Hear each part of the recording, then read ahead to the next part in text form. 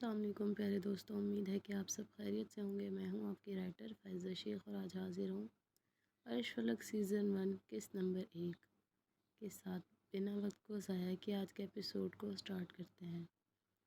فلک فلک پورا گراؤنڈ اس وقت کھچا کھچ لوگوں سے بھرا ہوا تھا۔ ہر طرف فلک کے نام کی آوازیں اٹھ رہی تھیں، جس میں سب سے زیادہ دی لیجنڈز کالج کے طلباء کا شور تھا۔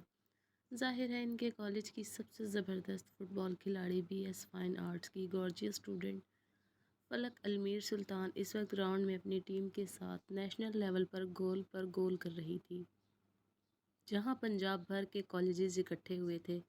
ان سب میں سب سے زیادہ پاورفل ٹیم دی لیجنڈز کالج کی تھی، اور سارا کریڈٹ فلک المیر سلطان کی ٹیم کو جاتا تھا، جس نے دن رات محنت کر کے اس مقام پر خود کو پہنچایا تھا۔ انہیں ہرانا سب سے مشکل کام تھا۔ تو جناب آپ دیکھ رہے ہیں کہ صرف یہ ایک گول دی لیجنڈز کو چاہیے اور پھر ان کی کامیابی ممکن ہے، اور ساتھ ہی بتاتے چلیں کہ ان کے مقابل team the Quine kingdom college کو 7 گول چاہیے، جس سے ان کی ہار جیت میں بدل سکے۔ آخری 6 منٹس بچے ہیں اور یہ کیا دی گریٹ فلک المیر نے ایک اور گول۔ ایک دم سارا گراؤنڈ شور سے گونج اٹھا، اور فلک جو ابھی گول کر کے ہٹی تھی اسے سب دوستوں نے ہوا میں اچھالا۔ ہر طرف تالیوں کی گونج تھی، فلک فلک کے نام کے نعرے لگائے جا رہے تھے، اور دوسری ٹیم اداسی سے اب دوسری طرف جا رہی تھی۔ کانگریٹ! مقابل ٹیم کے کپتان نے آ کر اداسی اور خوشی کے ملے جلے تاثرات سے فلک المیر کے سامنے ہاتھ کیا۔ فلک جو اپنے دوستوں اور ٹیم سے خوشی سے مل رہی تھی، آواز پر پلٹی اور پہلے سامنے کھڑی لڑکی اور اس کا ہاتھ دیکھا، اور اپنے بازو فولڈ کر کے سینے پر باندھ لیے۔ اس نے تذبذب ہو کر اسے دیکھا۔ میں یعنی فلک المیر سلطان اب دشمنوں سے ہاتھ ملائے گی؟ اس نے آئی برو اچکا کر مغرور ادا سے کہا۔ سوری دشمن، پر یہ تو صرف کھیل تھا نا؟ اس لڑکی نے اس سرپھری مغرور لڑکی کو حیرانی سے کہا۔ او کم آن، اگر تم جیسوں سے دوستیاں بڑھانی ہیں تو ہمیں تو چہرے پر بے شرم کا ٹیگ لگا لینا چاہیے۔ میں نے نیشنل ون کیا ہے، تم جیسے ہارے ہوئے سے ہاتھ ملانے کے لیے نہیں، سمجھ تو گئی ہوگی نا تم؟ اس کو حقارت سے دیکھتی گردن اکڑاتی وہ پلٹ گئی، اور وہ لڑکی شرمندگی اور غصے سے سرخ ہو چکی تھی۔ ضبط کرتی پلٹی۔ لسن، اس کی باتوں کا برا نہ ماننا، وہ بس اوپر سے ایسی ہے۔ فلک کی ٹیم ایک لڑکی نے شرمندگی محسوس کرتے اسے روکتے ہوئے کہا۔ اسے کہنا اتنا غرور اچھا نہیں ہوتا۔ جس دن یہ اکڑ ٹوٹی نا، اس دن پاس کوئی نہیں ملے گا۔ وہ اسے گھورتی کہتی اپنی ٹیم کی طرف بڑھ گئی، اور پیچھے فلک کے مغرور رویے سے وہ پیشیمان تھی۔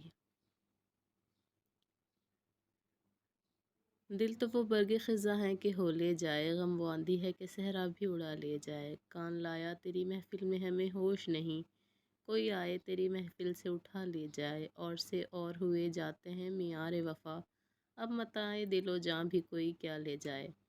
جانے کب ابھرے تیری دید یا یاد کا ڈوبا ہوا چاند، جانے کب دھیان کوئی ہم کو اڑا لے جائے۔ یہی آوارگی یہ دل ہے تو منزل معلوم، جو بھی آئے تیری باتوں میں لگا لے جائے۔ دشت غربت میں تمہیں کون پکارے گا فراز، چل پڑو خود ہی جدھر دل کی صدا لے جائے۔ وہ اپنے دوستوں میں بیٹھا ان کی فرمائش پر اپنی جادوئی آواز میں احمد فراز کی غزل سنا رہا تھا۔ اس کی آواز میں اللہ کی طرف سے ٹھہراؤ اور چاشنی تھی۔ جب وہ کوئی شعر پڑھتا تھا تو ایسا لگتا تھا جیسے اس کے ہونٹوں، زبان اور لہجے کے لیے ہی وہ شعر بنا ہے۔ وہ تو خود ایک شاعر مزاج لڑکا تھا، مگر سنجیدہ مزاج کے اشعار اسے کبھی نہیں بھائے تھے۔ وہ ہمیشہ شعر اور وہ سنتا اور کہتا تھا جس میں گہرائی ہو، دل لگی ہو، عشق ہو، فنا ہو جانے کا خمار ہو، محبت کی لگائی گئی آگ کا ذکر ہو۔ مگر خود ہر محبت کے جھنجھٹوں سے پاک تھا۔ اصل زندگی میں اسے محبت پر یقین نہیں تھا۔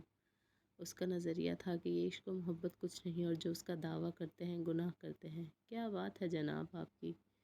میرے یار تو یہاں کیا کر رہا ہے؟ جا کسی مشاعرے میں بیٹھ۔ ایویں ہی کالج آ جاتا ہے۔ سمیر نے اس کو داد دینے کے انداز میں ایک مشورہ بھی دے ڈالا۔ وہ محض مسکرایا، مگر اس کی آنکھیں سنجیدہ تھیں، اس کی مسکراہٹ کا ساتھ نہیں دے رہی تھی۔ ویسے تو بات ٹھیک کہہ رہا ہے، شاعرانہ انداز کتنا کمال ہے تمہارا، کیوں نہیں تم مشاعرے پسند کرتے ہو؟ عریب نے بھی سمیر کی بات کی حمایت کی۔ ہر بات کو مزاح میں نہیں اڑانا چاہیے، کچھ لمحے صرف گزارنے کے لیے بھی ہوتے ہیں۔ وہ اپنا موبائل نکالتا سنجیدگی سے بولا، مسٹر ارش حماد خانزادہ، آپ کبھی ان پیارے ہونٹوں سے مسکرا کر سیدھی بات کر کے ہمیں سرشار کریں گے؟ دوبیر نے اس کے سامنے نہایت ادب کے ساتھ اس کی سنجیدہ اور نہ سمجھ آنے والی بات پر طنز کیا۔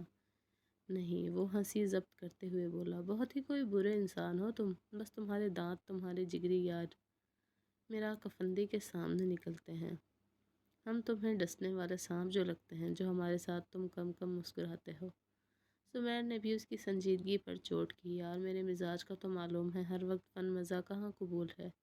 وہ ان کو شائستگی سے کہتا سامنے کی طرف اٹھا جہاں سے میراک افندی دور سے ہی کال پر کسی سے بات کرتے آ رہا تھا۔ اپنے دوست کو دیکھ کر بے اختیار ارش حماد کے لب مسکرائے تھے، اور وہ اکثر کہتا تھا کہ دنیا میں اگر کہو کہ محبت ہوتی ہے تو صرف اتنا کہوں گا کہ دوستی میں محبت کی مثال نہیں ملتی، اور اس پر اگر یقین ہے تو صرف تم بس جلایا کرو ہمیں۔ اس کو دیکھ کر دوبیر نے اسے سخت تیور دکھائے۔ السلام علیکم، کیا حال چال ہے بھائی؟ میراک نے موبائل میں دیکھتے مصروف سے انداز میں کہا۔ پہلے ٹھیک تھے، اب نہیں ہے، تو جو آ گیا ہے۔ سمیر نے منہ بنا کر کہا تو میراک نے اس کی بات پر اسے دیکھا، پھر عرش کو دیکھا جو میراک کو دیکھ کر مسکرایا تھا، اور اب اسے سمجھ آئی اور میراک افندی کا فلک شگاف کہکا لگا۔ عرش بھی ہنس دیا، وہ حسین مرد مسکراتا تھا تو پیارا لگتا تھا، مگر جب ہنستا تھا اور ڈمپلز پڑتے تھے تو کئی دلوں کو مات دینے کا اختیار رکھتا تھا۔ شاید ایسے ہی لوگوں کو دیکھ کر دل سے یہ بات نکلتی ہے، کچھ لوگوں کو خدا سچ میں فرصت سے بناتا ہے اور ان میں خوبیاں بھی ڈال دیتا ہے۔ اچھا سنو، ہمارا کالج آج 2nd نمبر پر آیا ہے، گرلز ٹیم نے اچھا کھیلا تھا۔ میراک نے ایک اہم خبر اسے دی۔ 2nd؟ جہاں تک ہمیں معلوم ہے ہمارے کالج کی فٹ بال کی گرلز ٹیم کافی زبردست ہے، حالانکہ لڑکے زیادہ امیزنگ ہوتے ہیں اس میں، مگر ہماری لڑکیوں کی ٹیم بھی کمال کی ہے، اور اگر یہ 2nd آئی ہے تو فرسٹ کون سا کالج آیا ہے؟ قریب نے حیرانگی سے پوچھا۔ دی لیجنڈز کالج۔ کوئی فلک المیر نام کی لڑکی نے زیادہ گول کیے، اس کے پاس کافی سکلز تھے۔ سنا ہے، دیکھا نہیں۔ اس بار سمیر نے بھی اپنی انفارمیشن ڈالی۔ چلو صحیح ہے، لڑکیاں کسی کام تو آئیں، میک اپ کرنے کے علاوہ کسی مشکل گیم میں اچھی کارکردگی دکھائی انہوں نے، دوبیر نے ہنس کر کہا۔ ہاں بالکل۔ اچھا عرش، تم سے بات پوچھنی تھی، مائنڈ نہ کرتا؟ تم ہر بار ماں کے ٹاپک پر اتنا غصہ کیوں ہوتے ہو؟ کیوں اتنا ہائپر ہو جاتے ہو؟ کچھ سنتے نہیں؟ یہاں تک کہ تم اس ٹاپک پر بات بھی نہیں کرتے۔ ریب کو ایک دم کل کا رویہ یاد آیا جب کلاس میں نیو ٹیچرز نے تعارف کے دوران پیرنٹس کا پوچھا تھا، اور عرش نے غصے سے منع کر دیا تھا۔ ان کی دوستی شروع سے ہی تھی، کالج کے فرسٹ ڈے جب وہ بی ایس میں ایڈمیشن لے رہے تھے، بی ایس میتھس میں، اور تب سے وہ اس کی سنجیدگی کو تو خوب ہی سمجھ پائے تھے، مگر ماں یا باپ کے کسی بھی ٹاپک پر ہمیشہ عرش کو غصہ ہوتے دیکھا تھا۔ عرش کی آنکھیں لال ہو چکی تھی، ایک پل لگا تھا سنجیدگی سے غصے میں آنے میں۔ میراک نے گھبرا کر عرش کو دیکھا جو غصے میں خاموش، سامنے نہ جانے کیا گور رہا تھا۔ کیونکہ مجھے پسند نہیں، وہ ضبط کی حدوں کو چھوتا بیگ اٹھا کر کیفے کی طرف بڑھ گیا۔ تمہیں 1000 دفعہ منع کیا ہے، نہ کیا کرو اس سے اس ٹاپک پر بات، الٹی کھوپڑی کے ہی ہو۔ میراک نے اس کو جھاڑتے عرش کے پیچھے ہو لیا ہے۔ یار سن عرش، بات تو سن۔ وہ تیز تیز قدم اٹھاتا کیفے کی طرف جا رہا تھا، جب میراک کی آواز کانوں میں پڑی وہ رکا نہیں۔ تجھے میری قسم، میراک نے آخری حربہ آزمایا، اور عرش حماد کے قدم فوراً رکے تھے، ایسے جیسے کسی نے زمین سے جکڑ دیا ہوں۔ وہ گہرے سانس لیتا خود کو نارمل کرنے لگا۔ چل آجا چائے پیئیں۔ میراک اس کے گلے میں بازو ڈالتا اندر کی طرف بڑھا، اسے کوئی ضرورت نہیں تھی اپنے یار کو تکلیف پہنچانے میں۔ وہ جانتا تھا اسے بچپن سے اب تک کیسے اسے اکیلا چھوڑ دیتا، جب جانتا تھا کہ اسے غصہ اتنا آتا ہے کہ وہ ہر چیز تباہ کر دیتا تھا۔ اس کے کردار کی اونچائیاں اور پستیاں میراک نے اپنی آنکھوں سے دیکھی تھی، اور وہ کتنا ٹوٹا تھا اندر سے یہ صرف وہ ہی جانتا تھا۔ میرا کی قسم نہ دیا کر یار، وہ روٹھا سا میراک سے بولا، کیونکہ یہ واحد شخصیت تھی جو اس کا غصہ ٹھنڈا کرتی تھی۔ نہ کیوں نہ دوں، اپنی دوں جس کی تو سن نہیں رہا تھا، میراک نے طنز کیا۔ اسے یاد آیا تھا کہ کیسے وہ ہلکان اس کے پیچھے چیخ کر بلا رہا تھا، مگر نہیں، وہ سن کہاں رہا تھا۔ اب ایسی بھی بات نہیں ہے، عرش کے لبوں پر شریر مسکان نے بسیرا کیا۔ بس کر، جانتا نہیں میں تجھے، نام کا جگری ہوں بس تیرا، افندیوں کو پتہ نہیں کیا سمجھتے ہیں خان لوگ۔ وہ چائے کا سپ لیتا دوبارہ بولا، اور عرش کی ہنسی نکل پڑی۔ میرا کب آ رہی ہے ہاسٹل سے؟ میراک نے چائے کا کپ ٹیبل پر رکھتے ہوئے کہا۔ اگلے مہینے چھٹی پر آئے گی، وہ مسکرا کر بولا۔ دیکھ بہن کے ذکر پر کیسے دانت لشکے مار رہے ہیں۔ صحیح کہتا ہے دوبیر کہ ہم تجھے ڈسنے والے سانپ ہی لگتے ہیں جو تو نہیں سنتا۔ وہ اس کی ہنسی کی سلامتی کی دعا دل میں کرتا اوپر اوپر سے اسے لتاڑتے ہوئے بولا، اور عرش کا فلک شگاف کہکا لگا۔ تو ایسی باتیں نہ کر، عرش حماد خانزادہ میراک افندی سے، اور اگر میراک نہیں تو عرش نہیں، اور عرش ہے تو میراک ہے، وہ اسے انگلی کرتا مسکراتی مگر سنجیدہ آنکھوں سے بولا، اور میراق نے مسکرا کر سر کو خم دیا۔